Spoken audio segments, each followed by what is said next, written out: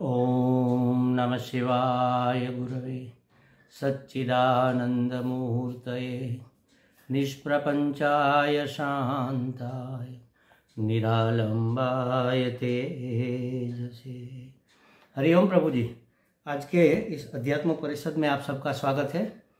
आज का प्रश्न वेस्ट बंगाल से प्रवीर बागची जी का है। उन्होंने पूछा है कि सब कुछ ईश्वर की इच्छा के अनुसार हो रहा है, तो क्या हमारे अंदर जो विषय वासना है, काम वासना है, वह भी क्या ईश्वर की इच्छा के अनुसार होता है? विषय वासना के रहते अपने अंदर के ईश्वर का अनुभव नहीं किया जा सकता, तो इसे कैसे मिटाए? देखो प्रभु जी, परमात्मा ने इस सृष्टि की रचना की, तब इसको पालने पोसने के लिए, इसका संवर्धन करने के लिए कुछ कार्यक्रम निश्चित किया हुआ है और हर एक व्यक्ति वस्तु पदार्थ के अंदर ही इनबिल्ट ऐसी इच्छा रखी है जिससे सृष्टि का संवर्धन होता रहे। जैसे एक मनुष्य है तो मनुष्य के अंदर उसके शरीर को पोषण मिले, उसके लिए भूख रखी है, उसके प्राणों का धर्म भूख रख दिया ताकि उसको भूख लगे, वो भोजन करे और अपने शरीर को पुष्ट करे। और कुछ करना पड़ेगा भोजन प्राप्त करने के लिए, तो परमात्मा ने प्राणों के ही धर्म को कर्मेंद्रियों में भी लगा दिया ताकि कुछ किए बगैर हम रह नहीं पाए। तो कर्म करेंगे, कर्म से अर्न करेंगे और फिर भोजन करेंगे। अब कर्म करते करते जब थक जाएंगे तो फिर क्या होगा? तो भगवान ने एक प्राकृतिक प्रक्रिया के रूप में निद्रा को भी रख दिया। अब भोजन कर्म किया, भोजन किया, निद्रा ली, लेकिन आगे अपने वंश की वृद्धि कैसे रहेगी? 100 साल की आयु में मनुष्य मर जाएगा, तो फिर वो आगे कैसे चलेगा ये सृष्टि का क्रम? इसलिए उसमें काम भी रखा। सभी प्राणियों में, माने जीव जंतु, पशु पक्षी, कीट पतंग, मनुष्य, सब में ये 4 वस्तु परमात्मा ने रख दी। आहार, निद्रा, भय, मैथुन च। निद्रा, भय माने अपना संरक्षण करना, तो भोजन करना, अपना संवर्धन संरक्षण करना, निद्रा लेना मतलब विश्राम करना, और मैथुन माने वंश वृद्धि करना। ये चारों भगवान ने अपने हर एक प्राणी के अंदर रख दी है। इसीलिए देखो गीता जी में भगवान ने कहा है कि भाई अनंत प्रजनश्चास्मि कंदर्पः, प्रजा की वृद्धि करने वाला काम वह मैं हूँ। अब आपने जो कहा कि अगर भगवान की इच्छा से ही ये सब कामनाएं पैदा होती है, तो फिर उसके रहते तो परमात्मा प्राप्ति नहीं हो सकती, तो फिर क्या करें? तो देखो प्रभु जी, ये चारों इच्छाएं 2 प्रकार की होती है। एक होती है नेचुरल डिजायर, जिसे परमात्मा ने इनबिल्ट हर एक प्राणी के अंदर रखा है सृष्टि का संवर्धन और संचालन करने के लिए। यह है नेचुरल डिजायर, कुदरती इच्छा। कुदरती इच्छा होती है, भूख लगती है, कुदरती इच्छा होती है खाना खाने की, प्यास लगती है, कुदरती इच्छा होती है पानी पीने की, सोने की, और काम भी वंश वृद्धि के लिए जागृत होता है। वो भी भगवान ने ही रखा हुआ है, अपना तो कुछ है नहीं। तो ये है नेचुरल डिजायर। अब ये सब भोग पदार्थ है। इस भोग को, ये भोग हम क्यों भोगे? अगर इसमें कोई आनंद नहीं होता तो हम क्यों सोए? अगर इसमें कोई आनंद नहीं होता तो क्यों हम खाए पिए? तैत्तरीय उपनिषद में तो कहा है कि अगर सुख नहीं मिलता तो कोई श्वास भी नहीं लेता। श्वास लेने में भी सुख है, ऐसा होता है हमारे अंदर, हाश करके एक फीलिंग आती है हमारे अंदर। तो अगर सुख नहीं मिलता तो कोई सांस भी नहीं लेता। कहने का मतलब यही है कि जो नेचुरल डिजायर है वह सुखद है, सुख देने वाली है, और दुख को, पीड़ा को, भूख को, श्रम को मिटाने वाली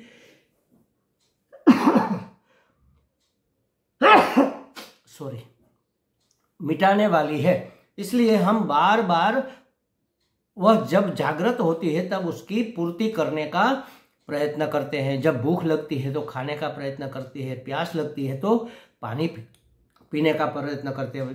पीने से हमें सुख मिलता है, सुखद अनुभूति होती है। जब श्रम से शरीर थक जाता है तो हम विश्राम करते हैं, नींद लेते हैं, और अपने वंश की वृद्धि का भी एक आनंद होता है। तो मैथुन में भी आनंद है। अगर आनंद नहीं होता तो शास्त्र कहता है कि कोई सांस तक नहीं लेता। सांस भी हम क्यों लें? क्योंकि उसमें लेने में आनंद है, उसके लेने से जीवन टिकता है, तो टिके रहने का आनंद है। तो ये सुख प्रद हमें लगता है। तो यहाँ पर भगवान ने हमें एक और इंग्रेडिएंट हमारे अंदर डाल दिया जिसका नाम है विवेक। ये मनुष्य के अंदर मात्र है। पशु प्राणी पक्षियों में तो ये नेचुरल डिजायर है, उसको वो पूरी करते हैं, लेकिन मनुष्य के अंदर एक विवेक डाल दिया। क्योंकि बुद्धि भी डाली तो मेधा में उसने धीषणा बुद्धि, ऐसा कहते हैं शास्त्र में, वो भी डाली, तब भगवान को खुशी हुई। धीषणा का मतलब क्या है कि विवेक बुद्धि, कि हमें क्या करना चाहिए, क्या नहीं करना चाहिए, क्या करने से बंधन होगा, क्या करने से मुक्ति होगी, क्या करने से पराधीनता होगी, क्या करने से स्वाधीनता होगी, क्या करने से नित्य की प्राप्ति होगी, क्या करने से नित्य की प्राप्ति न होकर अनित्य में हम फंसे रहेंगे। ये विवेक बुद्धि दी। लेकिन जब हम अपनी विवेक बुद्धि का उपयोग नहीं करते, धीषणा का उपयोग नहीं करते, तब जिस विषय में से हमें सुख मिलता हुआ लगता है उसको बार बार बिना आवश्यकता के भी भोगने का प्रयत्न करते हैं। भूख नहीं है, लेकिन हमारे माताओं को ज़्यादातर के आजकल सबके लिए पानी पूरी का, गोलगप्पे का ठेला आया तो चलो पानी पूरी खाते हैं। अरे भूख तो है नहीं, फिर भी खाते हैं। भगवान ने कहा है योग क्षेम वहाम्यहम, मैं तुम्हारे योग का और क्षेम का वहन करूंगा, तुम्हें कभी भूखा नहीं सोने दूंगा। लेकिन भगवान ने कहीं ये नहीं कहा कि मैं तुम्हें पिज्जा खिलाऊंगा। जो हमारे प्रारब्ध में है, माने जो हमारे लिए आवश्यक है, जरूरी है, मिलने वाला है, जिससे हमारा जीवन तरीके से चले, उतनी प्राप्ति कराने का परमात्मा का प्रॉमिस है। लेकिन हमें रसना ने लपेट लिया, तो भात भात के भोजन व्यंजन बनाकर हम खाने लगे। भूख है तो भी खाने लगे, भूख नहीं है तो भी खाने लगे। सुकृत था वो तो था ही, लेकिन जो विकृत है, विकृत करके भी हम खाने लगे। पहले के जमाने में कहते थे कि साधु संत जंगल में तप करने जाते थे तो वहाँ उसका भोजन कैसे चलता था, तो कंद, मूल, फल, फूल, जल, ये 5 चीज़ों से उसका जीवन व्यवहार चलता था। कंद माने ऐसा मूल का ऐसा एक प्रकार जिसको सेक कर या बाफ कर या पका कर खाया जाता है, जैसे आलू है, इस तरह के जो कंद आते हैं। चकुंदर है, चुकंदर कहते हैं, क्या कहते हैं उसको, वो है। ये सब कंद है जिसको कच्चा नहीं खाया जाता, उसको पका कर खाया जाता है। और मूल माने ऐसे ही कच्चा खाया जाता है, जैसे मूली है, गाजर है इत्यादि, ये मूल है। तो कंद, मूल, फल तो आप सब जानते ही, हर एक प्रकार के, हर एक वृक्ष के खाने लायक जो फल है, पके हुए या कच्चे भी हम खा सकते हैं। और फूल, जैसे कोई फूल ऐसा होता है जिसको हम खा सकते, जैसे गुलमोहर, हम छोटे थे, गुलमोहर के बहुत से फूल खाने जाते थे हम। और भी कई ऐसे फूल है, जैसे इमली के फूल खट्टे मीठे होते हैं, खट्टे ज़्यादातर होते हैं इमली, उसके फूल। तो ये फूल, फल और जल, नदी का, तालाब का जल पीकर उसका जीवन यापन होता था। अब हमने क्या किया, हमने उसमें वैरायटी बना दी, और भात भात की वैरायटी, उसमें मसाले डाले और ज़्यादा रसदार बनाकर, कोई गुनाह नहीं किया, लेकिन रसदार बनाकर हम उसमें लिप्त हो गए, बार बार वही खाने का मन हुआ। घर में भी देखो आप, घर में भी कहते हैं कि भाई क्या बना है आज, अरे कितने दिनों से ये नहीं बना, वो बनाओ, ये नहीं बना, ढिकना नहीं बना, फला नहीं बना, ये बनाओ, वो बनाओ। तो ये जो हमारी विषय लंपटता है, भोग लंपटता है, ये भगवान का दिया हुआ नहीं है महाराज। ये है वासना। जो इच्छा है वो कुदरती होती है, नेचुरल डिजायर, और ये जो हमने वासना निर्मित की है उसको कहते हैं कल्टीवेट डिजायर। तो कल्टीवेट डिजायर का हमें विवेक करना पड़ेगा, उसको कंट्रोल करना पड़ेगा, उसमें संयम करना पड़ेगा। और जो नेचुरल डिजायर है उसको पूरी करने में कोई दिक्कत नहीं, वो हमें अपने आत्मा स्वरूप की प्राप्ति में बाधा रूप नहीं बनती। उसको अगर हम संतुष्ट नहीं करेंगे तो बाधा पड़ेगी। हम भोजन ही नहीं करेंगे तो सूख जाएंगे, मर जाएंगे भूखे, बार बार ध्यान तो वहीं पर जाएगा। प्यास लगी है, हम पानी नहीं पिएंगे, कब तक नहीं पिए? ठीक है, व्रत है एकादशी का, निर्जला का, 24 घंटे ना पियो, लेकिन फिर तो पीना पड़ेगा, वरना मर जाएंगे। हमारी साधना कहाँ, हम पहुँच कहाँ पाएंगे? नहीं पाएंगे। बीच में ही अच्युतम केशवम जय गोविंदम जय गोपालम हो जाएगा। तो जो नेचुरल डिजायर है उसको तो हमें विवेक पूर्ण रीति से धर्म के मार्ग पर चलकर शास्त्रोक्त पद्धति से उसको पूरा करना है। कर्म करेंगे, कैसे करेंगे? हम शास्त्र में जिसकी छूट दी है ऐसे कर्म करके अपने भोग का जुगाड़ करेंगे, उसको प्राप्त करेंगे। और जब इच्छा होगी, कुदरती इच्छा होगी, तब उसका उपयोग करेंगे। तो ये कोई बाधा रूप नहीं है महाराज। भूख लगी है, एक जैन फकीर था, किसी ने पूछा कि महाराज आप इतने खुश हो, इतने आनंदित हो, लगता है आपको परमात्मा मिल गया। उसने कहा हाँ मिल गया, मैं ही परमात्मा हूँ। अच्छा आप परमात्मा बन गए, तो हमें भी बताओ रास्ता कैसे किया जाता है ये सब। तो उसने कहा भूख लगे तब सो जाओ, भूख लगे तब खा लो, नींद आए तब सो जाओ, बस हो गई बात खत्म। उसने कहा ये तो हम भी करते हैं, भूख लगती है तो खा लेते हैं, नींद आती है तो सो जाते हैं। उसने कहा नहीं, तुम ऐसा ही नहीं करते, ऐसा करते हो लेकिन ऐसा ही नहीं करते। भूख लगी है तब तो खाते हो, भूख नहीं लगती है तब भी खाते हो, नींद आती है तब तो सोते हो, जब नींद नहीं आती तब भी सोते हो। हमारे यहाँ तो कहावत है गुजरात में कि बिना थकान के जो आराम करे वह गुजराती। थकान नहीं है फिर भी बस आराम कर रहे हैं, तो बिना थकान के आराम करें। तो ये हमारी कल्टीवेट डिजायर है। हमने उसको विकृत करके बार बार भोग कर उसको वासना बना दिया।